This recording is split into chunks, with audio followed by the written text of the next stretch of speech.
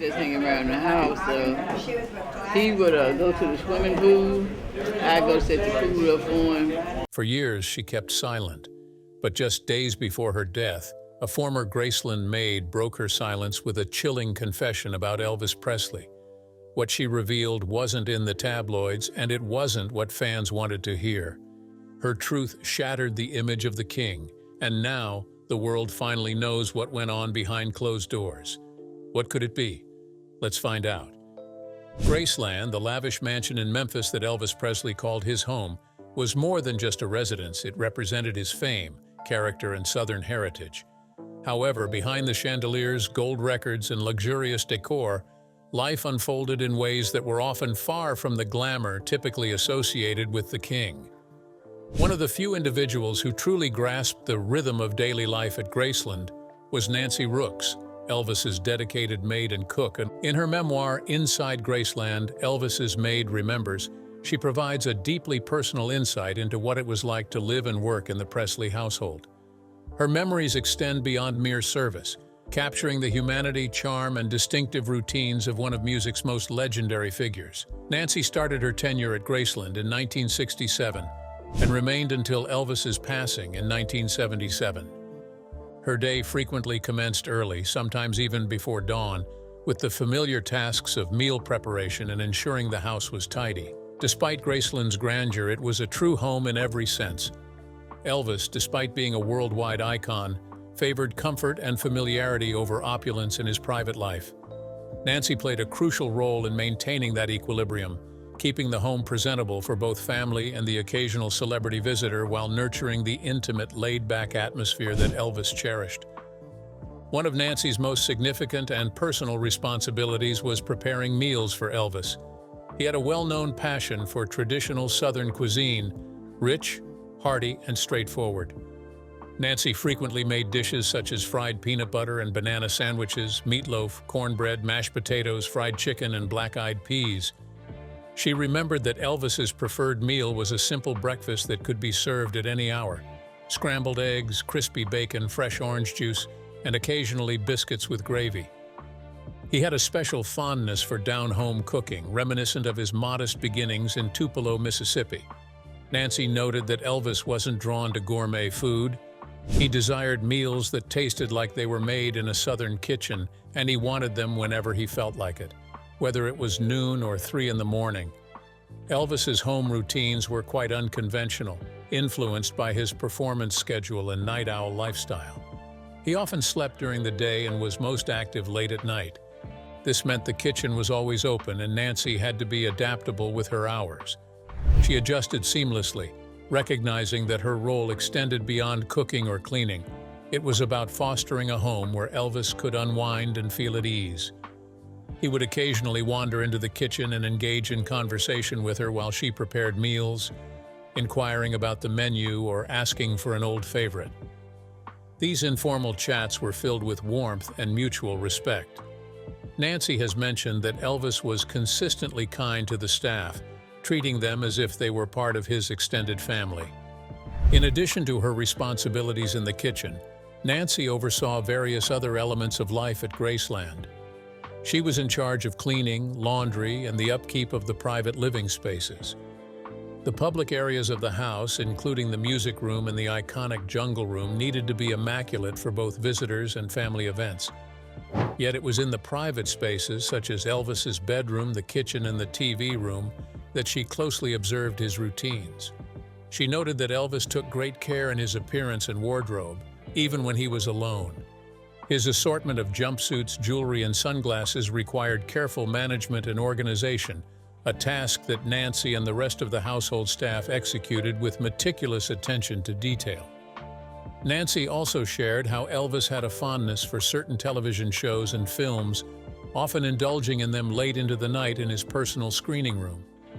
Occasionally, he would invite friends or family to join him, transforming it into a relaxed gathering, complete with snacks that she would prepare.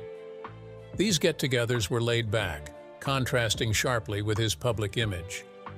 Nancy was frequently on hand to refill drinks, clear away dishes, or simply be available if needed. Through these intimate domestic moments, she witnessed a different side of Elvis, one that his fans rarely had the chance to see. Alongside her usual responsibilities, Nancy frequently found herself amidst more moments. Elvis relied on his team for support, particularly during challenging times of stress or solitude. Nancy recounted how the ambiance at Graceland could change drastically based on Elvis's emotional state or health condition. While there were numerous joyful occasions filled with music, laughter, and family, there were also quieter times when Elvis withdrew into his own thoughts. Nancy honored these fluctuations, recognizing that being close to such a high-profile individual involved navigating the intricacies of fame, pressure, and privacy. She also recounted touching stories that highlighted Elvis's kindness and humor. For instance, she recalled instances when he surprised his staff with gifts or invited them to partake in celebrations. On one memorable occasion, Elvis facilitated medical assistance for Nancy's daughter, demonstrating profound compassion. These gestures were not merely for show. They reflected his genuine approach to those who worked alongside him. He remembered their names, recalled personal details about their lives, and frequently inquired about their well-being. Nancy's observations also shed light on the relationship between Elvis and his close family members. She frequently engaged with his father, Vernon Presley, his grandmother, Minnie Mae, whom Elvis lovingly referred to as Dodger, and his daughter Lisa Marie. Lisa, in particular, infused the mansion with youthful vibrancy, and Nancy fondly recalled making her favorite dishes or cleaning up after her playful antics. While the Presley family shared a strong bond, Nancy noted instances of tension, especially following Elvis's death, when the future of Graceland became a source of worry among the heirs. Despite the pressures of her role, she never characterizes her time at Graceland as a burden. Rather, she depicts a home rich with contradictions, opulent yet cozy, chaotic yet gentle, protective yet inviting. Through her perspective, readers perceive Elvis not merely as a distant celebrity, but as a genuine individual with desires, idiosyncrasies, and a longing for comfort and connection. In many respects, Nancy Rooks transcended the role of a maid or cook. She served as a silent guardian of Elvis's daily life. Her memoir refrains from sensationalizing or dramatizing her experiences. How Nancy got the job for Elvis Presley. Nancy Rooks's journey to becoming Elvis Presley's maid and cook at Graceland started with a blend of modest origins, relentless determination, and an unforeseen opportunity. Hailing from Mason, Tennessee, Nancy relocated to North Memphis as a young adult, bringing along a robust work ethic and a reputation for exceptional housekeeping. Before her time at Graceland, she worked as a claimist, a clerical job that offered stability but lacked personal satisfaction. When her cousin came to Memphis seeking work, Nancy made the selfless choice to resign so her cousin could take her position. This decision left Nancy without a job and on the lookout for new employment in early 1967. After about a week of unemployment, Nancy made her way to the Memphis Employment Office. There, an employment counselor known affectionately as Mrs. Ghost recognized Nancy's practical skills and commitment, informing her of a housekeeping job available at Graceland. At that time, Nancy had only a faint awareness of Elvis Presley, having heard his name but not fully grasping his fame. Curious about the new job opportunity, she accepted the counselor's invitation to report to Graceland the next morning at 8 a.m. on May 9, 1967. Without undergoing a formal interview or trial period, she was welcomed into the mansion and instructed to start working right away. Upon her arrival, Nancy was welcomed by the security guard and introduced to the matriarchs of the Presley family, Elvis's grandmother, Minnie Mae Dodger Presley, and his aunt, Aunt Delta. At that time, Elvis was away, engaged in his tennis matches or late-night outings, a routine that characterized his unpredictable daily schedule. Nancy's initial responsibilities involved cleaning Gladys, Elvis's mother's room, and helping in the kitchen under the guidance of the current staff. Her eagerness to tackle any task, regardless of how trivial, left a strong impression. Although she was unfamiliar with the household's dynamics, she instinctively emphasized the importance of privacy and discretion, traits that the Presley family held in high regard. In her initial days at Graceland, Nancy not only managed everyday cleaning duties, dusting surfaces, vacuuming floors, and organizing living spaces, but also started to notice the household's distinct rhythms. Consequently, the kitchen was never truly closed because of Elvis' unconventional sleeping hours, and the floors required cleaning even in the late hours.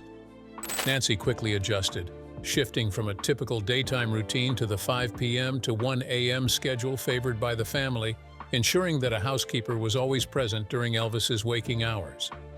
While many might find such irregular hours daunting, Nancy embraced them as a chance to demonstrate her commitment. The shift from being a temporary fill-in to a permanent staff member occurred in just a few weeks. Initially brought on to substitute for a sick maid, Nancy took advantage of that opportunity to showcase her dependability and meticulousness. She quickly realized that Graceland was not merely an extravagant home, it was a lively center of activity with friends and family dropping by at all hours, and Elvis's entourage occasionally showing up without notice. Aware of the necessity to keep things organized in such a vibrant setting, Nancy exceeded her basic responsibilities. She tidied up proactively, organized closets, and volunteered to help with meal preparations even before anyone formally asked. Her initiative solidified the household's confidence in her capabilities. One of the primary significant ways Nancy started to win over Elvis was through her cooking. He had a profound love for traditional Southern dishes, simple, hearty, and reminiscent of his upbringing in Tupelo, Mississippi. Nancy quickly discovered that Elvis often desired straightforward meals at unusual times. She adjusted her cooking schedule to accommodate his erratic cravings, sometimes whipping up meals in the dead of night. Her talent for recreating the tastes of a Southern home kitchen earned Elvis's respect. Nancy's relationship with Elvis went far beyond just the kitchen. She made it a priority to honor his privacy, avoiding unnecessary conversations during his more vulnerable times. However, whenever Elvis desired to talk or needed someone to listen, Nancy was always there. He would sometimes confide in her, expressing his frustrations about the demanding performance schedule and his yearning for the tranquility that Graceland offered. Over time, Elvis's trust in Nancy deepened. He entrusted her with sensitive tasks, like arranging his wardrobe or setting up his bathroom just the way he preferred, sunglasses within reach, fresh towels prepared for a late-night swim, and a radio tuned to his favorite station. These thoughtful details became a testament to Nancy's profound understanding of his likes and dislikes. In addition to being a confidant and cook, Nancy had a front-row seat to the interpersonal dynamics of the household. She interacted with Vernon Presley, Elvis's father, who often managed family matters with a stoic demeanor. She also met Aunt Delta, a figure who embodied both warmth and resilience, overseeing parts of the household with her own unique firmness. When Elvis's daughter Lisa Marie was born in 1968, Nancy's duties expanded to include ensuring the child's comfort, preparing baby food, organizing her play areas, and occasionally babysitting. Nancy witnessed the gentle way in which Elvis and Priscilla embraced parenthood, even as they navigated the complexities of fame. By fully engaging in these family moments, holiday celebrations, casual dinners, and weekend barbecues, Nancy evolved from being merely an employee to becoming an integral part of the Graceland family. As Nancy's reputation grew stronger, so did her official position. She moved from being a temporary substitute to a full-time salaried maid and cook, primarily working during Elvis's waking hours. Nancy's determination and loyalty caught the attention of Elvis's close associates. She became one of the select few staff members entrusted with upholding the privacy of the household's inner sanctum. Even with her enhanced status, Nancy kept a low profile, fully aware that her purpose was to assist rather than seek the spotlight. This modesty paid off. She was among the last individuals to see Elvis alive on August 16, 1977, and she managed the aftermath of his death with poise, guiding medical personnel through the layout of Graceland's private spaces. Nancy's service did not conclude with Elvis's passing. In recognition of her dedication, the Presley family kept her on as part of the posthumous transition team. She continued to look after Elvis's grandmother until Aunt Delta's death and maintained the mansion's interiors, though less often, until Graceland officially opened to the public in June 1982. During this transitional phase, Nancy played a vital role in preserving the house's condition, dusting infrequently used rooms and ensuring that Elvis's personal belongings remained undisturbed. Her responsibilities gradually evolved. Eventually, she relocated across the street to work at the Heartbreak Hotel restaurant and Rockabilly's on Graceland's premises, where she operated the cash register until 1993. Reflecting on her 10 years at Graceland, Nancy frequently remarked that her journey started with a simple act of kindness, sacrificing her job for a family member. From that point, her dependence on community resources like the Memphis Employment Office guided her to an unexpected dream position. Nancy's narrative highlights how an unanticipated opportunity, paired with humility, diligence, and a sincere respect for those she assisted, can change the course of one's life. For a decade, she was a vital part of preserving one of America's most iconic homes, building personal relationships that went beyond the typical employer-employee dynamic. Asides revealing the life of Elvis behind the scene, she also revealed the family dynamics and way of life of each member of the Presley household. Vernon Presley. Vernon Presley, the father of Elvis, played a multifaceted role at Graceland. While Elvis took charge of the daily operations, Vernon was a consistent, albeit somewhat reserved, presence. Nancy remembers Vernon as calm yet authoritative. He often stepped in to reinforce family decisions, particularly after Elvis's death, to ensure stability. For instance, after Elvis passed away, Nancy was directed by Vernon to request Ginger Alden to vacate Graceland, showcasing his commitment to safeguarding the estate's privacy and integrity during turbulent times. This action, though severe, highlighted Vernon's protective nature towards both the residents and its remaining family members.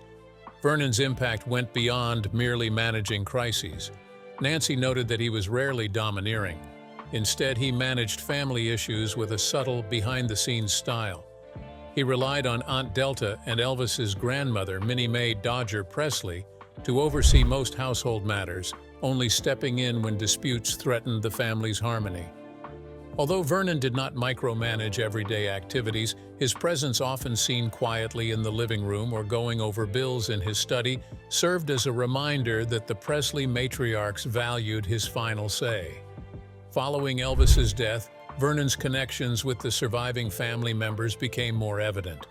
He became increasingly worried about the commercialization of Graceland, aligning with Aunt Delta and Dodger in their hesitance to transform the home into a tourist destination, a choice that would ultimately influence Graceland's trajectory. If Vernon serves as the house's patriarch, who fulfills the role of matriarch? Is Aunt Delta. Elvis's Aunt Delta took it upon herself to be the guardian of Graceland's private domain. Nancy characterizes Delta as crotchety yet fiercely loyal to her nephew and his vision for the estate. Although she didn't reside at Graceland full-time until after Vernon's passing, she kept a close eye on the mansion's operations. She enforced strict rules. Staff were prohibited from going upstairs, and no unauthorized individuals could roam the grounds. Nancy points out that Delta's insistence on these boundaries sometimes conflicted with the wishes of younger family members, especially Lisa Marie. Following Elvis's death, Aunt Delta's protective nature grew even stronger. She opposed Priscilla Presley's suggestion to open Graceland for public tours, fearing it would tarnish her home. Nancy shares that Delta confided in Elvis's grandmother Dodger, expressing that allowing tourists would compromise the family's privacy and traditions. In Nancy's perspective, Delta's unwillingness to adapt created tension not only within the family but also between her and Priscilla. At one moment, Nancy observed Delta speaking harshly about Priscilla to Lisa Marie, which upset the young girl. When Lisa Marie confronted her aunt, accusing Delta of gossiping behind people's backs, Delta's anger quickly dissipated, and the rift was momentarily healed, reflecting Delta's tendency to hold grudges, but also to reconcile swiftly when family unity was threatened. Lisa Marie Presley. As the sole offspring of Elvis and Priscilla, Lisa Marie occupied a distinctive and often uneasy position at Graceland. From a young age, she exhibited a form of informal power. Nancy recalls Lisa Marie threatening to tell Daddy if she didn't get her way, a strategy she learned early. Yet, Nancy also witnessed Lisa Marie evolve into a sweet and loving child who cherished the close relationship she built with the household staff. Nancy notes that beneath all the playful charm, Lisa was blossoming into a delightful little girl. She had a special affection for Minnie May. After Elvis's passing in August 1977, Lisa Marie's connection to Graceland changed significantly. Nancy noted that Lisa Marie rarely spent the night in the mansion afterward. On one occasion, Lisa Marie and a friend stayed in Aunt Delta's room. They were startled awake by strange sounds outside a window, which may have been imagined, but the incident left Lisa Marie too frightened to stay. More than just superstition, her unease arose from the knowledge of the house where her father had died. Every creak and whisper within Graceland served as a reminder of her loss. Nancy's knowledge of the Elvis family makes one wonder how it all began for her. Nancy Rook's early life. Nancy B. Rooks. Given's early life in Mason, Tennessee, established the principles of discipline, humility, and a strong work ethic that would come to characterize her time at Graceland. Born in 1938 as the sole daughter among 8 siblings to Sylvester Mason and Rose Douglas Mason, Nancy was raised in a large, tightly knit family where every member's role was crucial to their daily existence. Mason, a small rural town in Fayette County, was known for its agricultural landscape and strong community bonds.